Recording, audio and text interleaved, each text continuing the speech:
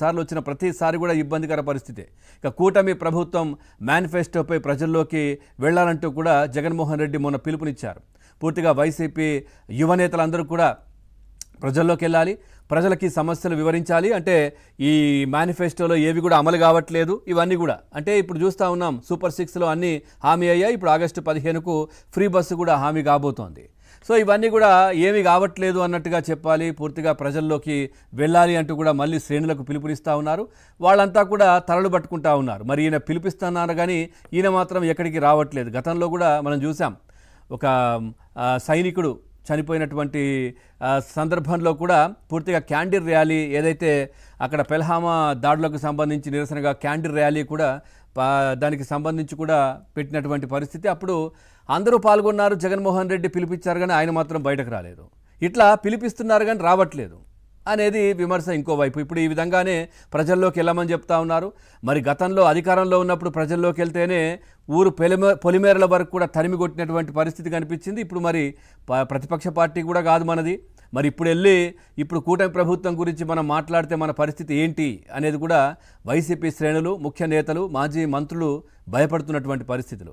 మీరు మాత్రం బాగానే చెప్పి యలహంక ప్యాలెస్లో, తర్వాత లేదంటే తాడేపల్లి ప్యాలెస్కో వెళ్ళిపోతారు. ఆ తర్వాత కేసులు కావచ్చు, పోలీస్ స్టేషన్లు, పోలీసులను, ప్రజలను ఎదుర్కొనేది మేము అంటూ కూడా వాళ్ళు మాట్లాడుకుంటున్నటువంటి పరిస్థితి అయితే కనిపిస్తూ ఉంది. పూర్తిగా జగన్మోహన్ రెడ్డి ఈ ప్రభుత్వంపై ప్రజల్లో వ్యతిరేకత లేకపోవడంతో బయటకిక్కడా కూడా రావట్లేదు, కానీ మమ్మల్ని బొమ్మంటున్నారని చెప్పి కూడా చాలామంది మాట్లాడుతున్నటువంటి పరిస్థితి. అట్లాగే 80 నియోజకవర్గాల్లో పూర్తిగా వైసీపీ పరిస్థితి చాలా అధ్వాన్నంగా ఉంది అంటూ జగన్మోహన్ రెడ్డి కూడా సర్వేలు వస్తున్నాయంట. 80 నియోజకవర్గాల్లో పూర్తిగా ఇప్పుడు ఉన్నటువంటి 10 మంది కూడా, అంటే గెలిచినటువంటి 10 మంది ఎమ్మెల్యేలు జగన్మోహన్ రెడ్డితో పాటు 11, ఆ మిగతా 10 మంది కూడా చాలా అసంతృప్తిగా ఉన్నారు. మరి నెక్స్ట్ మంత్ జరిగే అసెంబ్లీ సమావేశాలకు కూడా వాళ్ళు గైర్హాజరవుతారా, లేదనంటే మరి జగన్మోహన్ రెడ్డి ఆంక్షలను, ఆదేశాలను ధిక్కరించి మరి వెళ్తారా? ఎందుకంటే వాళ్ళందరూ కూడా అదే విధంగా ఉన్నారు. ఇప్పుడు మీరు వెళ్ళరు, మమ్మల్ని నమ్మి ఓటేశారు ఇక్కడ ఉన్నటువంటి నియోజకవర్గ ప్రజలు. మరి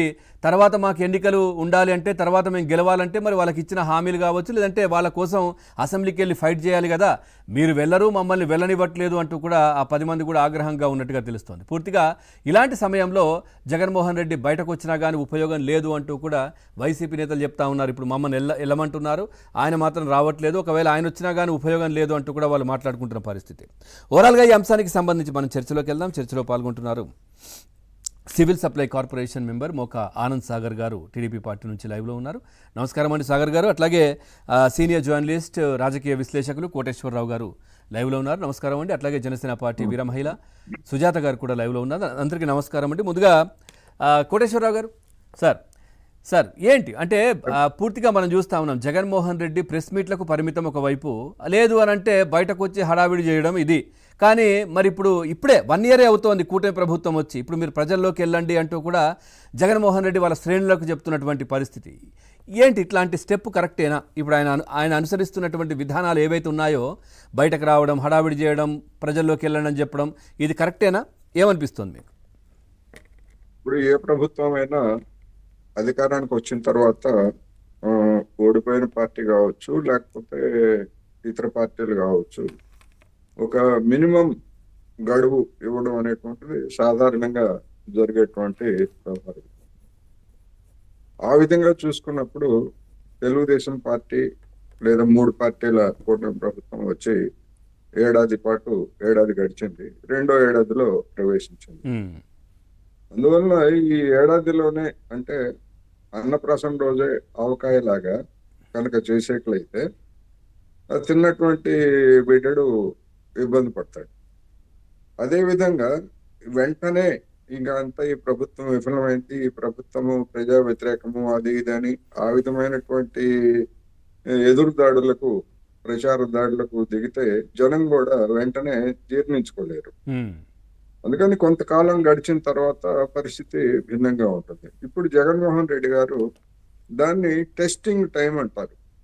కొన్ని పరికరాలు తయారు చేసిన తర్వాత టెస్టింగ్ కి పెడతారు. అవి ఏ విధంగా పనిచేస్తున్నాయి, వాటిలో వచ్చేటువంటి ప్రాబ్లం ఏమిటి, వాటిని ఎట్లా రెక్టిఫై చేసుకోవాలి అనేటువంటిది టెస్టింగ్ టైం.